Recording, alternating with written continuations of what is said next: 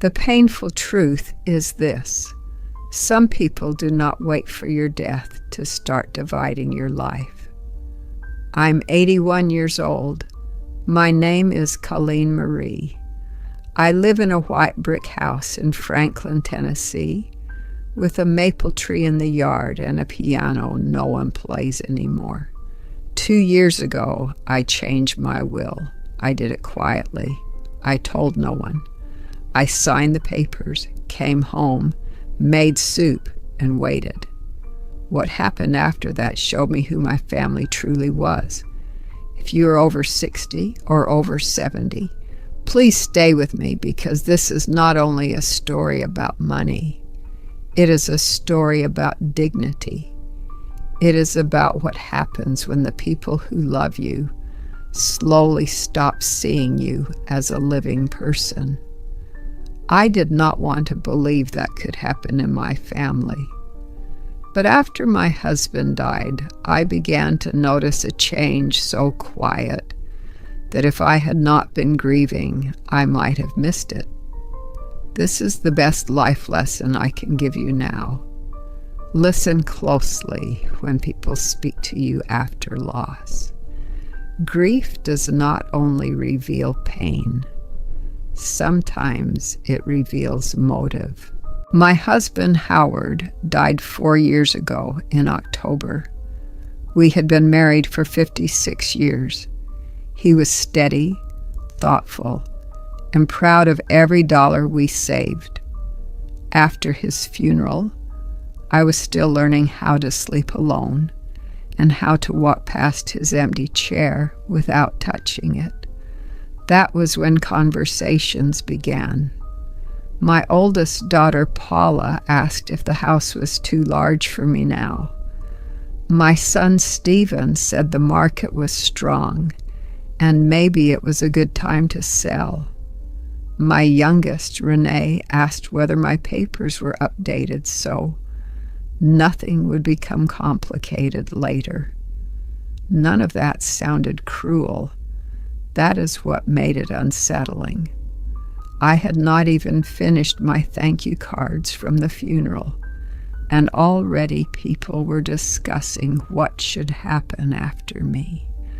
So I grew quiet and started watching. I noticed how their voices changed when money came up. If I mentioned giving a gift to the hospice center that cared for Howard, Paula became careful with her words.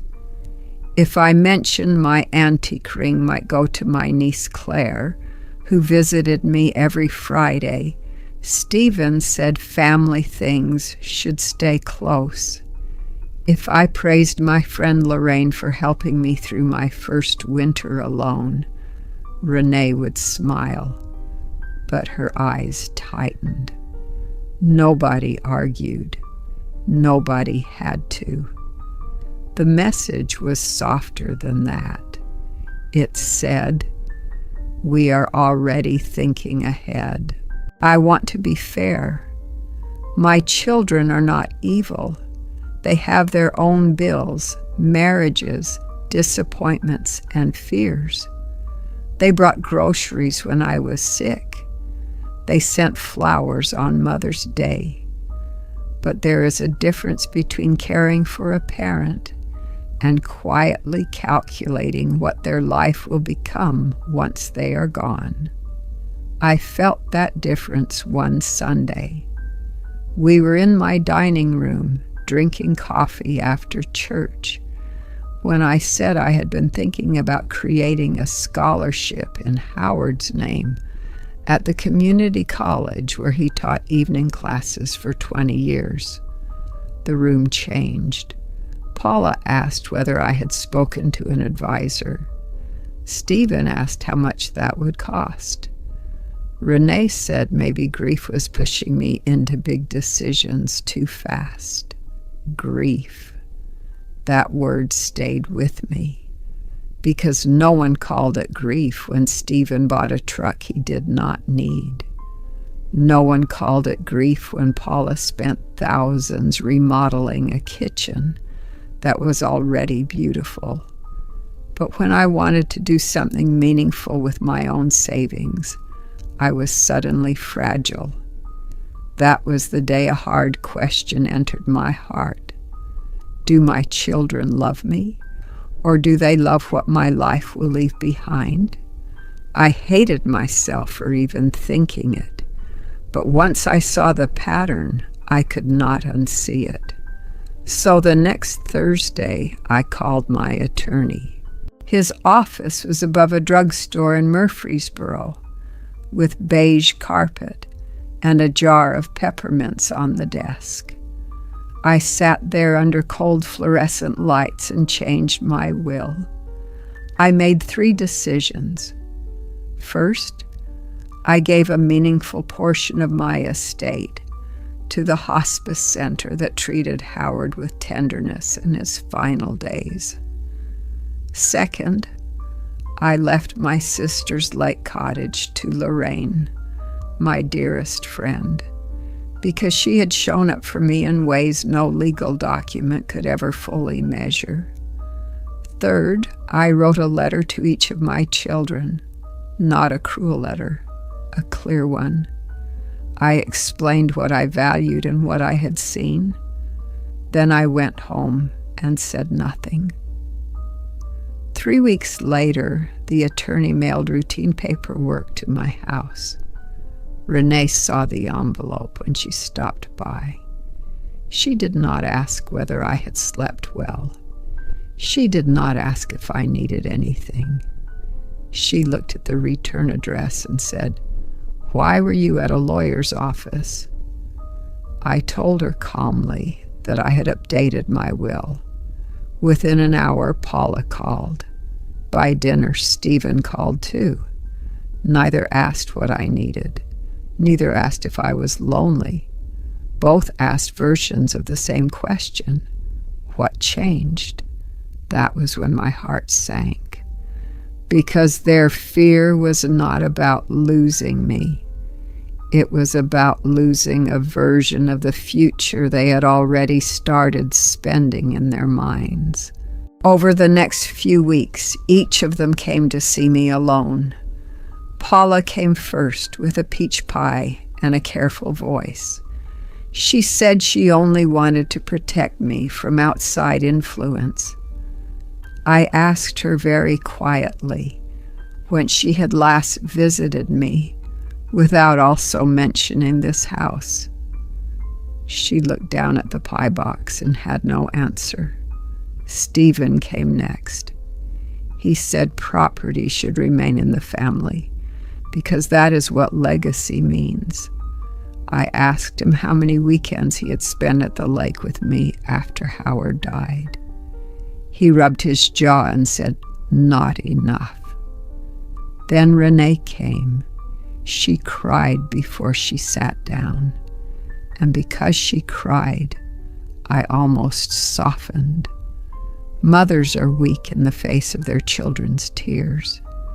But then she said the sentence that changed everything. I just thought we all knew where things stood. Where things stood. As if my life had already been measured, folded, and marked for delivery while I was still alive to water my plants, pay my bills, and decide what my values were. That was my breaking point. I stood up so fast my chair scraped the floor, and for the first time in many years, I did not soften one word. I said, "I am not a collection of assets waiting to be sorted. I am your mother. I am alive, and I am still allowed to decide what my life means." Renee stared at me in silence. Maybe she had never heard me speak plainly. Maybe I had trained my own family to expect softness even when I was hurt. After that day, something changed. Not perfectly, not all at once, but enough to matter. Paula began calling just to ask how I was sleeping. Stephen fixed the loose railing on my porch without mentioning property once. Renee brought lunch one Saturday, sat across from me at the kitchen table, and finally asked the question I had needed from the beginning. "Mom, did we make you feel like you mattered less than what you own?" I told her the truth. Yes, sometimes you did. She cried again, but this time she listened. I did not change the will back. That matters. The hospice gift remains. Lorraine remains. The letters remain. I kept those choices because they reflect my values. And that is the life advice I want to leave with every woman over 60 and over 70 listening today. Do not wait until your voice shakes to use it. Do not assume your family sees you clearly just because they love you. Love can be real and still become entitled. A will is not only about money, it is a final act of truth. It tells the world what you believed in, who stood beside you, and whether you had the courage to remain the author of your own story. If this touched your heart, write in the comments, "I am still the author." And if another woman needs this message, share this video with her today.